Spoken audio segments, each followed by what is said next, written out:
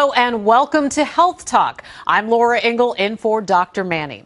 Search Whole30 on Instagram or Twitter and you'll find millions of food pictures and dramatic before and after photos. Well, the 30-day challenge has been known to help participants shed major pounds, but creators Melissa and Dallas Hartwig say whatever you do, don't call it a diet. They're here today to talk about their new book, The Whole30, a 30-day guide to total health and food freedom. All right, guys, thanks for being here. Thanks for having us. This is an exciting day, an exciting time, talking about the book and about the way we eat. So, Dallas, what is the Whole30 program? The Whole30 program is a nutritional reset. It's an opportunity to learn about how food affects your body, and so then you know going forward for you personally. Right. And I was reading online on your website that this is sort of like using food as medicine, right? It really is. It's really using food as a way to kind of restore a good normal baseline for your body, so to get you back to kind of your basic health without the inputs of unhealthy choices on a day-in and day-out basis. All right. So what was the inspiration behind this? Well, Dallas had been doing some research into how food may impact certain health conditions. He had a shoulder injury that as a physical therapist he was having a hard time healing.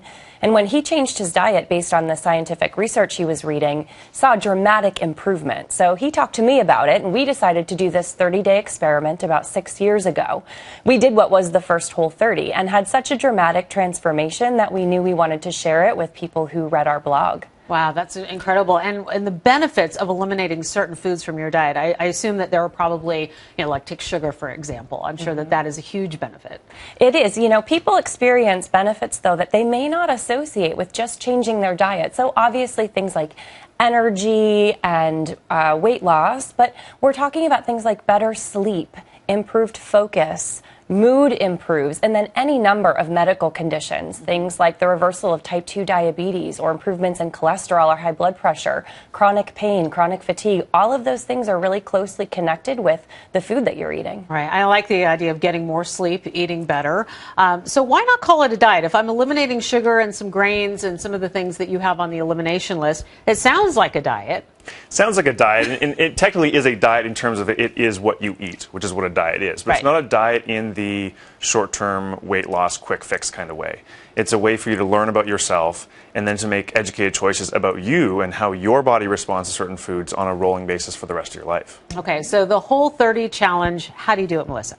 Sure. For 30 days, you'll be eliminating foods that the scientific literature and our clinical experience have shown to be commonly problematic with things like cravings, digestion, your metabolism, and your immune system. At the end of the 30 days, you then reintroduce those foods very carefully, one at a time, so you can evaluate the impact on your health, how they impact how you look, how you feel, and how you perform.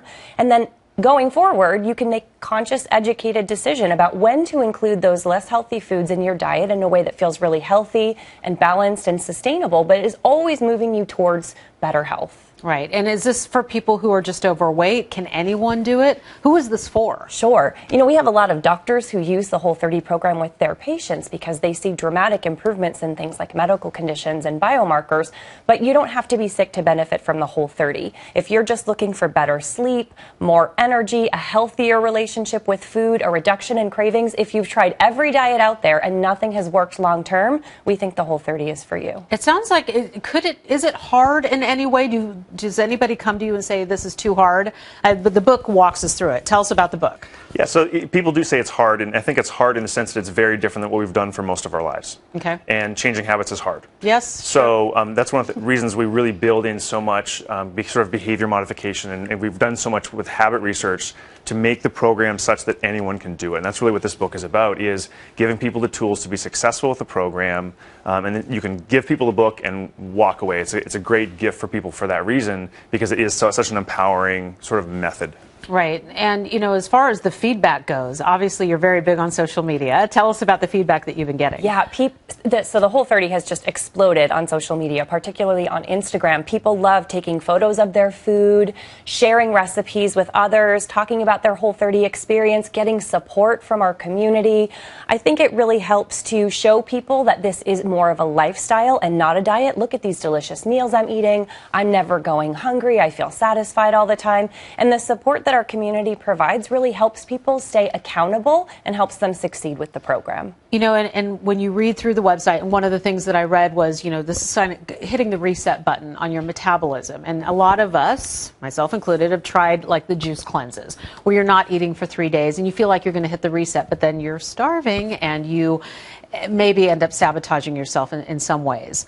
But hitting the reset button in this way sounds like a very healthy way to do it. It really is, because one of the things that we also talk about is that this is not a restrictive diet. This is not a count your calories, count your carbs, limit your fat. This is a eat as much nutritious food as you can at kind of any given meal. And it's based on nutritious meat, seafood, eggs, vegetables, fruit, healthy, natural fats. So you're not restricting what you're actually eating. And the other thing I like, no weighing yourself or measuring yourself for 30 days. Yes. Is this true? It is, yes. And what does that do for somebody who steps away from the scale for a full 30 days? What we find is people coming into the program have an unhealthy relationship with food, but also an unhealthy relationship with the scale. So many people become obsessed with that number on the scale, and it can make or break your day.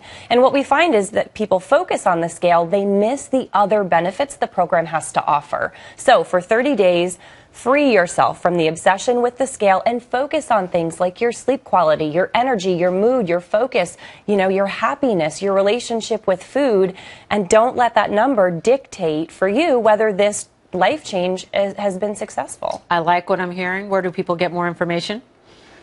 Easiest place is our website, whole30.com, and the book is on sale anywhere you can buy books. All right. Well, congratulations, you guys. This sounds like a great way to reset and a healthy way to do it. And I think that's what so many people are looking for, especially as we head into the warmer months. So it's great to have you guys here. Thank you very much for sharing all this good information. And if you have a health topic for the doc, we want you to send an email to Dr. Manny at foxnews.com. Until next time, I'm Laura Ingle.